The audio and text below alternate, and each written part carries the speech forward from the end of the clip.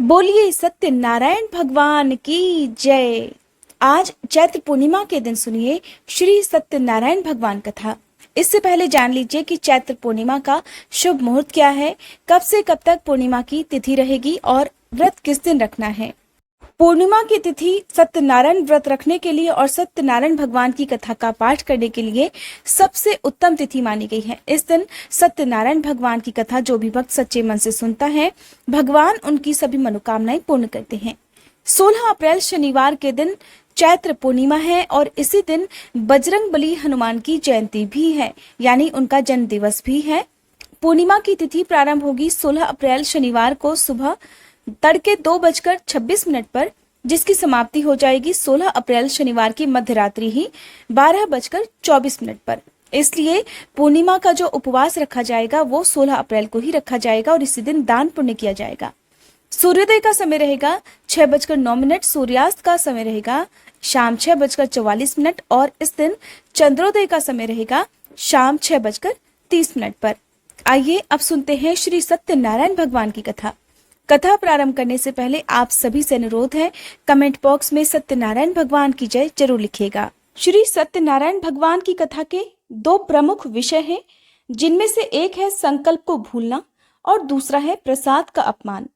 व्रत कथा के अलग अलग अध्यायों में छोटी छोटी कहानियों के माध्यम से बताया गया है कि सत्य का पालन न करने पर किस तरह की परेशानियां आती हैं।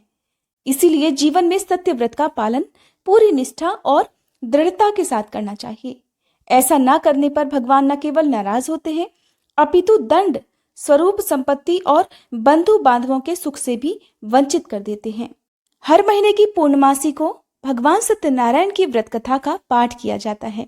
आइए रसपान करते हैं सत्यनारायण भगवान की कथा का। एक समय की बात है, नैमिषारण्य तीर्थ में शौनक आदि 88,000 ऋषियों ने श्री सूत जी से पूछा कि हे प्रभु, इस कलयुग में वेद विद्या रहित मनुष्यों को प्रभु भक्ति किस प्रकार मिल सकती है तथा उनका उद्धार कैसे होगा। हे मुनिश्रेष्ठ, कोई ऐसा तप बताइए जिससे थोड़े ही समय में पुण्य मिले और मनोवांछित फल भी मिल जाए। इस प्रकार की कथा सुनने की हम लोग इच्छा रखते हैं। तब सभी शास्त्रों के ज्ञाता श्री सूत जी कहने लगे, हे वैष्णवों में पूज्य, आप सभी ने प्राणियों के हित की बात पूछी है, इसलिए मैं एक ऐसे श्रेष्ठ और व्रत के बारे में आप लोगों को जरूर बताऊंगा, जिसके बारे में नारद जी ने श्री लक्ष्मी नारायण जी से पूछा था और लक्ष्मीपति श्री हरि ने नारद जी से कहा था। अब आप सभी से सुनिए। एक समय की बात है, देवर्षि नारद जी दूसरों के हित की इच्छा लिए अनेकों लोकों में घूमते हुए मृत्यु लोक में जा पहुंचे। वहां उन्होंने अनेक योनियों में जन्मे सभी मनुष्यों को अपने अपने कर्मों के अनुसार पीड़ा झेलते हुए देखा। उनका दुख देखकर नारद जी सोचने लगे कि ऐसा क्या किया जाए जिससे निश्चित रूप से मानव के दुखों का अंत हो जाए। इसी बात पर विचार करते हुए वह विष्णु लोक को गए। वहां नारायण की स्तुति करने लगे और कहने लगे कि नारायण नारायण, हे भगवान, आप अत्यंत शक्ति से संपन्न हैं, निर्गुण स्वरूप, सृष्टि के कारण भक्तों के दुख को दूर करने वाले हैं, आपको मेरा प्रणाम है। इस प्रकार नारद जी की स्तुति सुनकर भगवान श्री हरि बोले, हे मुनिश्रेष्ठ, आपके मन में क्या बात है उसे निसंकोच कहो। इस पर नारद मुनि कहने लगे कि मृत्युलोक में अनेक योनियों में जन्मे मनुष्य अपने कर्मों के द्वारा अनेकों दुखों से दुखी हो रहे हैं। हे प्रभु, आप तो ये बताइए कि वो मनुष्य थोड़े से प्रयास से ही अपने दुखों से छुटकारा कैसे पा सकते हैं। तब श्री हरि कहने लगे, हे नारद, मनुष्यों की भलाई के लिए तुमने बहुत उत्तम प्रश्न पूछा है। स्वर्गलोक और मृत्युलोक दोनों में एक दुर्लभ उत्तम व्रत है जो पुण्य देने वाला है। आज प्रेमवश होकर मैं उसे तुमसे कहता हूं। श्री सत्यनारायण भगवान का व्रत अच्छी तरह विधान पूर्वक करके मनुष्य तुरंत ही यहां सुख भोग कर मरने पर मोक्ष प्राप्त करता है। श्री हरि के वचन सुनकर नारद जी बोले कि उस व्रत का फल क्या है प्रभु, और उसका विधान क्या है, ये व्रत किसने किया था, इस व्रत को किस दिन करना चाहिए, आप सब कुछ विस्तार से बताएं। नारद जी की बात सुनकर फिर श्री हरि कहने लगे, दुख और शोक को दूर करने वाला, यह सभी स्थानों पर विजय दिलाने वाला है। मानव को भक्ति और श्रद्धा के साथ शाम को श्री सत्यनारायण जी की पूजा धर्मपरायण होकर ब्राह्मणों और बंधु बांधवों के साथ करने के साथ ही यथाशक्ति यथा अनुसार भक्ति भाव से भगवान को भोग लगाएं, आरती गाएं और ब्राह्मणों सहित बंधु बांधवों को भी भोजन कराएं। उसके बाद ही स्वयं भोजन करें। कीर्तन भजन के बाद भगवान की भक्ति में लीन हो जाएं। इस तरह से सत्यनारायण भगवान का यह व्रत करने पर मनुष्य की सारी इच्छाएं निश्चित रूप से पूर्ण होती हैं। इस कलयुग का अर्थात कली काल में मृत्युलोक में मोक्ष का यही एक सरल उपाय बताया गया है। श्री सूत जी बोले, हे ऋषियों, जिसने पहले समय में इस व्रत को किया था, अब उसका इतिहास कहता हूं, ध्यान से सुनो। सुंदर काशीपुरी नगरी में एक अत्यंत निर्धन ब्राह्मण रहता था। भूख प्यास से परेशान वह धरती पर घूमता रहता था। ब्राह्मणों से प्रेम करने वाले भगवान ने एक दिन ब्राह्मण का वेश धारण कर उसके पास जाकर पूछा, हे ब्राह्मण देवता, नित्य दुखी होकर तुम पृथ्वी पर क्यों घूमते हो? तब वह दीन ब्राह्मण बोला, मैं निर्धन ब्राह्मण हूँ, भिक्षा के लिए धरती पर घूमता हूँ। यदि आप इसका कोई उपाय जानते हो तो बताओ। वृद्ध ब्राह्मण रूपी भगवान कहने लगे कि सत्यनारायण भगवान मनोवांछित फल देने वाले हैं, इसलिए तुम उनका पूजन करो। इसे करने से मनुष्य सभी दुखों से मुक्त हो जाता है। वृद्ध ब्राह्मण बनकर आए सत्यनारायण भगवान उस निर्धन ब्राह्मण को व्रत का सारा विधान बताकर अंतर ध्यान हो गए। अगले दिन सुबह उठने के साथ ही उस बूढ़े ब्राह्मण ने मन में संकल्प लिया कि सत्यनारायण भगवान का व्रत करूंगा, और फिर अपने नित्य कर्मों से निवृत्त होकर वह भिक्षा के लिए चल पड़ा। उस दिन उसे भिक्षा में बहुत सारा धन प्राप्त हुआ। उसी धन से उसने परिवार के साथ भगवान सत्यनारायण की पूजा की और व्रत रखा। इस व्रत को करने के कुछ दिन के बाद उसके सभी दुख और कष्ट दूर होने लगे और देखते ही देखते एक संपन्न और अनेकों संपत्तियों का वह मालिक बन गया। तब हर महीने की पूर्णिमा के दिन वे ब्राह्मण सत्यनारायण भगवान की पूजा और व्रत करने लगे। इस प्रकार सत्यनारायण भगवान के इस व्रत को करके वह श्रेष्ठ ब्राह्मण सभी पापों और गरीबी से दूर हो गया और उसने एक दुर्लभ मोक्ष पद भी प्राप्त किया।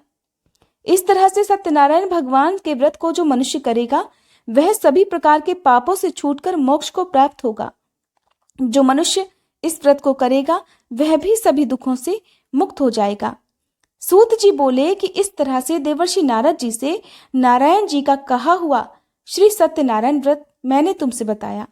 हे विप्रो, मैं अब और क्या कहूं? तब ऋषिगण कहने लगे, हे मुनिवर, संसार में उस विप्र से सुनकर और किस किस ने इस व्रत को किया? हम सब इस बात को सुनना चाहते हैं। इसके लिए हमारे मन में श्रद्धा का भाव है। तब श्री सूत जी कहने लगे, हे मुनियों, जिस जिसने इस व्रत को किया है वह सब सुनो। एक समय वही विप्र धन और ऐश्वर्य के अनुसार अपने बंधु बांधवों के साथ इस व्रत को करने को तैयार हुआ। उसी समय एक लकड़ी बेचने वाला बूढ़ा आदमी आया और लकड़ियां बाहर रखकर अंदर ब्राह्मण के घर में गया। प्यास से दुखी होकर वह लकड़हारा उनको व्रत करते देख विप्र को नमस्कार कर पूछने लगा कि हे ब्राह्मण देव, आप ये क्या कर रहे हैं तथा इसे करने से आपको क्या फल मिलेगा? कृपा करके मुझे भी बताइए। तब ब्राह्मण ने कहा कि यह सब मनोकामनाओं को पूर्ण करने वाला सत्यनारायण भगवान का व्रत है। इनकी कृपा से ही मेरे घर में धन धान्य आदि की वृद्धि हुई है। विप्र से सत्यनारायण व्रत के बारे में जानकर वह लकड़हारा बहुत प्रसन्न हुआ। चरणामृत लेकर और प्रसाद खाने के बाद वह अपने घर गया। लकड़हारे ने अपने मन में संकल्प किया कि आज लकड़ी बेचने से जो भी धन मिलेगा उसी से श्री सत्यनारायण भगवान का उत्तम व्रत करूंगा। मन में इस विचार को लेकर वह बूढ़ा आदमी सिर पर लकड़ियां रखकर उस नगर में बेचने गया, जहां उसने अपनी लकड़ियों का दाम पहले से 4 गुना अधिक प्राप्त किया। बूढ़ा और प्रसन्नता के साथ पैसे लेकर सत्यनारायण भगवान की मूर्ति और व्रत की अन्य सामग्रियां लेकर अपने घर गया। वहां उसने अपने परिवारजनों को बुलाकर विधि विधान से सत्यनारायण भगवान का पूजन और व्रत किया। इस व्रत के प्रभाव से वह बूढ़ा लकड़हारा धन पुत्र आदि से युक्त होकर संसार के समस्त सुख भोग कर अंत समय में वैकुंठ धाम चला गया। श्री सूत जी कहने लगे कि हे श्रेष्ठ मुनियों, अब आगे की कथा भी कहता हूं। पहले समय में उल्कामुख नाम का एक बुद्धिमान राजा था। वह सत्यवक्ता और जितेंद्रिय था। प्रतिदिन देव स्थानों पर जाता और निर्धनों को धन देकर उनके कष्ट दूर किया करता था। उसकी पत्नी कमल के समान मुख वाली तथा सती साध्वी थी। भद्रशिला नदी के तट पर एक बार उन दोनों ने श्री सत्यनारायण भगवान का व्रत किया। उसी समय साधु नाम का एक वैश्य वहां आया। उसके पास व्यापार करने के लिए बहुत सारा धन भी था। राजा को व्रत करते देखकर वह विनम्रता के साथ पूछने लगा कि हे राजन, भक्ति भाव से पूर्ण होकर आप ये क्या कर रहे हैं? मैं सुनने की इच्छा रखता हूँ, तो आप कृपा कर मुझे भी बताएं। तब वह राजा इस प्रकार बोला कि अपने बंधु बांधवों के साथ पुत्र आदि की प्राप्ति के लिए मैं श्री सत्यनारायण भगवान का व्रत और पूजन कर रहा हूँ। राजा के वचन सुनकर साधु वैश्य आदर से कहने लगा कि हे राजन, मुझे भी इस व्रत का सारा विधान बताइए, मैं भी इस व्रत को करूंगा। मुझे भी कोई संतान नहीं है और मुझे विश्वास है कि इस व्रत को करने से निश्चित रूप से मुझे भी संतान की प्राप्ति होगी। तब राजा से व्रत का सारा विधान सुनकर व्यापार से निवृत्त होकर वह व्यापारी अपने घर गया। साधु ने अपनी पत्नी को संतान देने वाले इस व्रत का वृत्तांत कह सुनाया और कहा कि जब मेरी संतान होगी तब मैं इस व्रत को करूंगा। साधु ने इस तरह के वचन अपनी पत्नी लीलावती से कहे। एक दिन लीलावती अपने पति के साथ आनंदित हो सांसारिक धर्म में प्रवृत्त होकर सत्यनारायण भगवान की कृपा से गर्भवती हो गई। कुछ महीने के बाद उसके गर्भ से एक सुंदर कन्या ने जन्म लिया। माता पिता ने अपनी कन्या का नाम कलावती रखा। एक दिन वैश्य की पत्नी ने अपने पति को याद दिलाया कि आपने सत्यनारायण भगवान के जिस व्रत को करने का संकल्प लिया था, अब उसे करने का समय आ गया है। अब आप इस व्रत को पूर्ण करिए। तब वह साधु कहने लगा कि हे प्रिय, इस व्रत को मैं अपनी पुत्री के विवाह पर करूंगा। इस प्रकार वह अपनी पत्नी को आश्वासन देकर नगर को चला गया। साधु वैश्य ने एक बार नगर में अपनी कन्या को सखियों के साथ देखा तो उसे लगा कि अब उसकी कन्या विवाह योग्य हो गई है। तब उसने कन्या के योग्य वर ढूंढना प्रारंभ कर दिया। एक दिन साधु की बात को ध्यान में रखते हुए एक नगर में जा पहुंचा और वहां देखभाल कर लड़की के सुयोग्य वणिक पुत्र को ले आया। सुयोग्य लड़के को देखकर साधु ने बंधु बांधवों को बुलाकर अपनी पुत्री का विवाह कर दिया। लेकिन दुर्भाग्य की बात यह कि साधु वैश्य ने अभी भी श्री सत्यनारायण भगवान का व्रत नहीं किया था। इस पर श्री सत्यनारायण भगवान क्रोधित हो गए और श्राप दे दिया। अपने कार्य में कुशल साधु बनिया अपने दामाद को लेकर समुद्र के पास स्थित होकर रत्नसारपुर नामक नगर में गया। वहां जाकर दामाद ससुर दोनों ने मिलकर चंद्रकेतु राजा के नगर में व्यापार करना शुरू कर दिया। एक दिन भगवान सत्यनारायण की माया से एक चोर राजा का धन चुरा कर भाग रहा था। उसने राजा के सिपाहियों को अपना पीछा करते देख चुराया हुआ सारा धन वहां रख दिया जहां साधु अपने दामाद के साथ ठहरा हुआ था। राजा के सिपाहियों ने जब चुराया हुआ धन ससुर और दामाद के पास पड़ा हुआ देखा तो वे ससुर और दामाद दोनों को बांधकर प्रसन्नता से राजा के पास ले गए और कहने लगे कि महाराज, हम उन दोनों चोरों को पकड़कर लाए हैं, आप आगे की कार्यवाही करने की आज्ञा दें। तब राजा की आज्ञा से उन दोनों को कठिन कारावास में डाल दिया गया और उनका सारा धन भी उनसे छीन लिया गया। श्री सत्यनारायण भगवान के श्राप से साधु की पत्नी भी बहुत दुखी हुई। घर में जितना भी धन रखा था उसे चोर चुरा ले गए। शारीरिक तथा मानसिक पीड़ा और भूख प्यास से अति दुखी होकर अन्न की चिंता में कलावती एक ब्राह्मण के घर गई। वहां उसने श्री सत्यनारायण भगवान का व्रत होते देखा, फिर कथा भी सुनी और वह प्रसाद ग्रहण कर रात को अपने घर वापस आई। तब माता ने कलावती से पूछा कि हे पुत्री, तुम अब तक कहाँ थी, तुम्हारे मन में क्या है? तब कलावती ने अपनी माता से कहा कि हे माता, मैंने एक ब्राह्मण के घर में श्री सत्यनारायण भगवान का व्रत होते देखा है। तब कन्या के वचन सुनकर लीलावती भगवान के पूजन की तैयारी करने लगी। लीलावती ने अपने परिवार और बंधु बांधवों के सहित सत्यनारायण भगवान का पूजन किया और उनसे वर मांगा कि मेरे पति तथा दामाद शीघ्र ही घर वापस आ जाएं। साथ ही ये भी प्रार्थना की कि हम सभी के अपराध क्षमा करें। श्री सत्यनारायण भगवान इस व्रत से संतुष्ट हो गए और राजा चंद्रकेतु को सपने में दर्शन देकर कहने लगे कि हे राजन, तुम उन दोनों वैश्यों को छोड़ दो और तुमने उनका जो भी धन लिया है उसे भी वापस कर दो। अगर तुमने ऐसा नहीं किया तो मैं तुम्हारा सारा धन, राज्य और संतान सभी कुछ नष्ट कर दूंगा। राजा को यह सब कहकर वह अंतर्ध्यान हो गए। प्रातःकाल सभा में राजा ने अपना स्वप्न सभी को सुनाया। फिर कहने लगे कि उन दोनों को कैद से मुक्त कर सभा में लाओ। वैश्यों ने आते ही राजा को प्रणाम किया। तब राजा कहने लगा कि हे महानुभावों, भाग्यवश ऐसा कठिन दुख तुम्हें प्राप्त हुआ है, लेकिन अब तुम्हें किसी बात का कोई भय नहीं है। ऐसा कहकर राजा ने उन दोनों को नए वस्त्र आभूषण भी पहनाए और जितना धन उनका लिया था उससे दोगुना धन वापस कर दिया। इस तरह दोनों वैश्य अपने घर की ओर चल दिए। श्री सूत जी महाराज कहने लगे कि इस प्रकार वैश्यों ने मंगलाचार कर अपनी यात्रा प्रारंभ की और अपने नगर की ओर चल दिए। उनके थोड़ी ही दूर जाने पर दंडी वेशधारी श्री सत्यनारायण भगवान ने उनसे पूछा, हे साधु, तेरी नाव में क्या है? तब अभिमान से भरा हुआ वह वैश्य कहने लगा कि हे दंडी, आप क्यों पूछते हो? क्या धन लेने की इच्छा है? मेरी नाव में तो बेल और पत्ते भरे हुए हैं। वैश्य के ऐसे कठोर वचन सुनकर भगवान कहने लगे कि तुम्हारा वचन सत्य हो। दंडी ऐसे वचन कहकर वहां से दूर चले गए। कुछ दूर जाकर समुद्र के किनारे बैठ गए।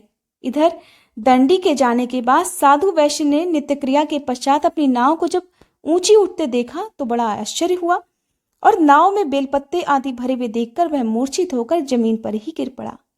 वापस होश आने पर वह अत्यंत शोक में डूब गया। तब उसका दामाद कहने लगा कि पिताजी, आप शोक मत मनाइए, ये सब दंडी का ही श्राप है, इसलिए हमें उनकी ही शरण में जाना चाहिए, तभी हमारी मनोकामना पूर्ण हो सकेगी। दामाद की बात सुनकर वह दंडी के पास पहुंचा और अत्यंत भक्तिभाव नमस्कार करके कहने लगा कि हे महाराज, मैंने आपसे जो असत्य वचन कहे थे उनके लिए मुझे क्षमा कर दें। ऐसा कहकर वह रोने लगा। तब दंडी भगवान कहने लगे कि हे वणिक पुत्र, मेरी आज्ञा से बार बार तुम्हें दुख प्राप्त हुआ है, तू मेरी पूजा से विमुख हुआ है। तब वह साधु वैश्य कहने लगा कि हे भगवान, आपकी माया से ब्रह्मादि देवता भी आपके रूप को नहीं जानते, तब मैं भला ज्ञानी कैसे जान सकता हूँ?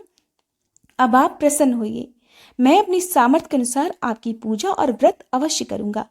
हे प्रभु, मेरी रक्षा करो और पहले के समान मेरी नौका में धन भर दो। साधु वैश्य के भक्ति पूर्वक वचन सुनकर भगवान प्रसन्न हो गए और उसकी इच्छा अनुसार वरदान देकर अंतर्ध्यान हो गए। दामाद और ससुर दोनों जब नाव पर आए तो नाव धन से भरी हुई मिली। फिर वहीं अपने अन्य साथियों के साथ सत्यनारायण भगवान का पूजन कर वे दोनों अपने नगर को चल दिए। जब नगर के नजदीक पहुंचे तो दूत को घर पर खबर करने के लिए भेज दिया। दूत साधु की पत्नी को प्रणाम कर कहने लगा कि मालिक अपने दामाद सहित नगर के निकट आ गए हैं।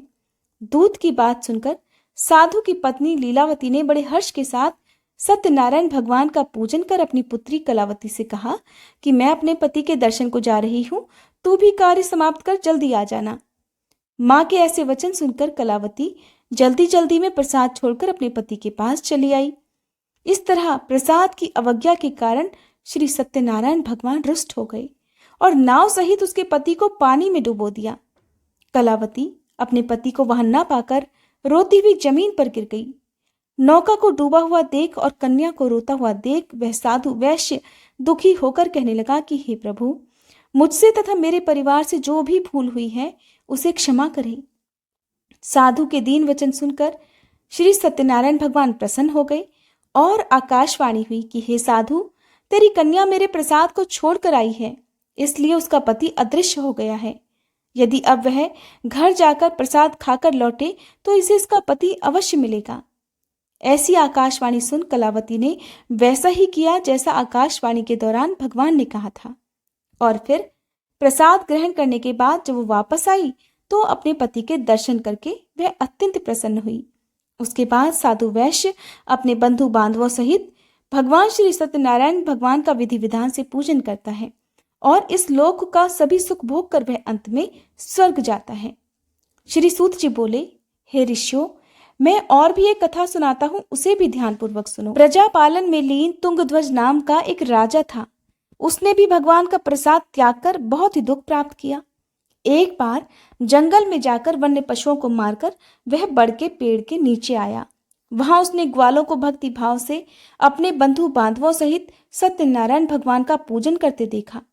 अभिमानवश राजा ने उन्हें देखकर भी पूजा स्थान में ना तो वह गया और ना ही उसने भगवान को प्रणाम किया। ग्वालों ने राजा को प्रसाद दिया, लेकिन उसने वह प्रसाद भी नहीं खाया और प्रसाद को वहीं छोड़कर अपने नगर को चला गया। जब राजा अपने नगर में पहुंचा तो वहां सब कुछ तहस नहस हुआ पाया, तो शीघ्र ही वह समझ गया कि ये सब भगवान के अनादर का ही परिणाम है। तब वह दोबारा ग्वालों के पास पहुंचा और विधि पूर्वक पूजा करके प्रसाद खाया तो श्री सत्यनारायण भगवान की कृपा से सब कुछ पहले जैसा ही हो गया और फिर दीर्घ काल तक सभी सुख भोग कर अंत में वह मोक्ष पद को प्राप्त हुआ। जो मनुष्य परम दुर्लभ इस व्रत को करेगा तो भगवान सत्यनारायण की कृपा से उसे धन धान्य की प्राप्ति होगी। इस व्रत के प्रभाव से निर्धन धनी हो जाता है और भयमुक्त होकर जीवन जीता है। संतानहीन मनुष्य को संतान सुख प्राप्त होता है और सारे मनोरथ पूर्ण होने पर वह मनुष्य अंत में वैकुंठ धाम को जाता है। तब श्री सूत जी कहने लगे कि जिन्होंने पहले इस व्रत को किया है, अब उनके दूसरे जन्म की कथा कहता हूँ। वृद्ध शतानन ब्राह्मण ने सुदामा का जन्म लेकर मोक्ष की प्राप्ति की। लकड़हारे ने अगले जन्म में निषाद बनकर मोक्ष प्राप्त किया। उल्कामुख नाम का राजा दशरथ होकर वैकुंठ लोक को गए। साधु नाम के वैश्य ने मोरध्वज बनकर अपने पुत्र को आरी से चीरकर मोक्ष पाया और महाराज तुंगध्वज ने स्वयंभू होकर भगवान में भक्ति युक्त होकर कर्म कर मोक्ष प्राप्त किया। श्री सत्यनारायण भगवान कथा समाप्त हुई। प्रेम से बोलिए सत्यनारायण भगवान की जय। अगर आज की ये वीडियो आपको पसंद आई हो तो चैत्र पूर्णिमा की कथा भी आप जरूर सुनिएगा।